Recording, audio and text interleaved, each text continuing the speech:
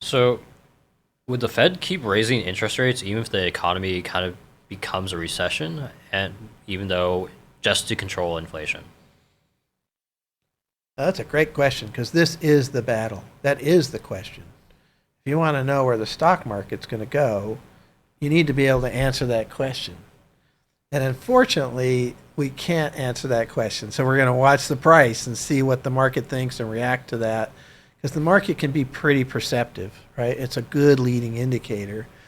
So one group says the Federal Reserve is going to raise rates no matter what pain it causes, in order to bring down inflation, and they need to do that. And as they do that, it's going to crater earnings, which is eventually going to crater the stock market to the downside, right? Another group says, well, they're not going to be able to do it. They're going to chicken out. And historically, the Fed has had a really tough time sticking with whatever plan they've had for a long period of time. They do have a dual mandate, and that is to have a very healthy labor market, what they call full employment, and to have low inflation. And so if inflation is coming down and people are getting laid off left and right, they're violating one part of their mandate. And so that group that thinks the market's going to go up because the Fed is going to not raise rates as much or even maybe even start lowering rates to stimulate the economy believes that the Fed is essentially going to chicken out or inflation comes down so fast that it doesn't matter, right?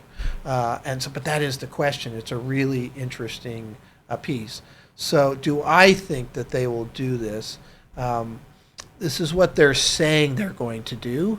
But I think part of the reason they're saying that is because of the fact that we've got a scenario where the stock market going up does not help them at all, right? It makes money more available to people to spend, which creates more inflation. And so the more that they say, hey, we're going to kill everything in order to bring inflation down, the more the market comes down in response to that. That's perfect for them. Matter of fact, this last meeting that they had, there was some conversations about moderating that. And the market took off. And then right away they're out doing interviews saying, well, I don't know why the market's reacting this way. But if you look even at the minutes, which were released this week, there was some conversation about making sure that they didn't overraise rates, right? That wasn't part of the minutes since November. And so that's what's so different about what's happening here. I suspect that they won't kill everything as much as everybody thinks.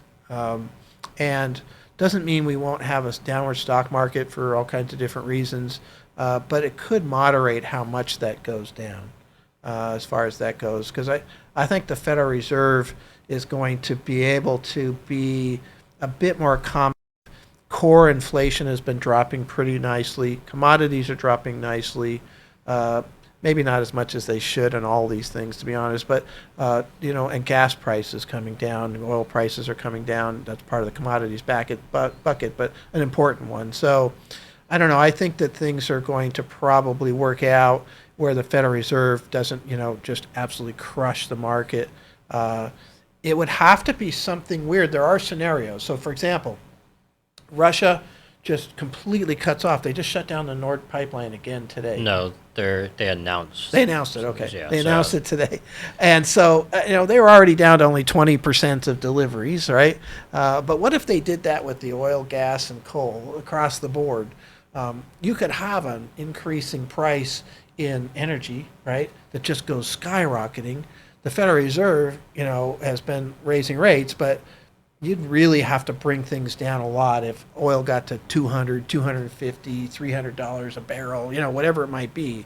So that scenario has always been out there. It's still out there, as far as that goes. So you could have this high inflationary scenario where really, it's out of the control of the Fed, and they could continue to try to chase that, and in so doing, kill the market and the economy, So there's some possibilities for that out there too. But that's why we watch all of these things, and we just see what's going to happen as far as that goes, and keep a well-diversified portfolio.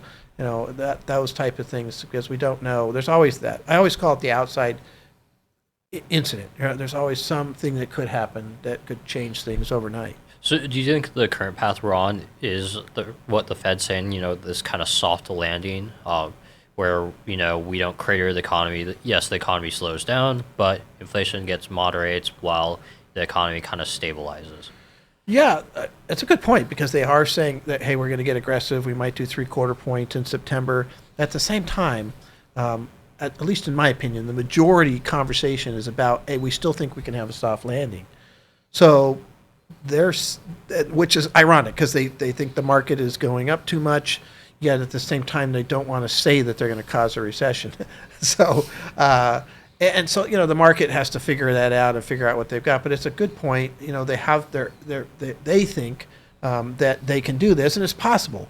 The consumers is healthy. The businesses are healthy overall, and there's a lot of money still floating around, and so people are willing to spend. Now they're borrowing more on their credit cards, which is interesting to do that. Partly because things cost more too, right? So using your credit cards to give, if your rent. I read an article with this lady, her rent tripled, right? I mean, so she has to use her credit card for basic things, but and so that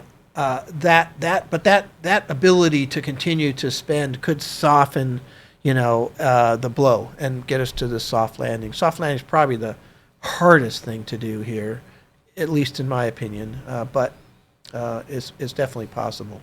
We'll see.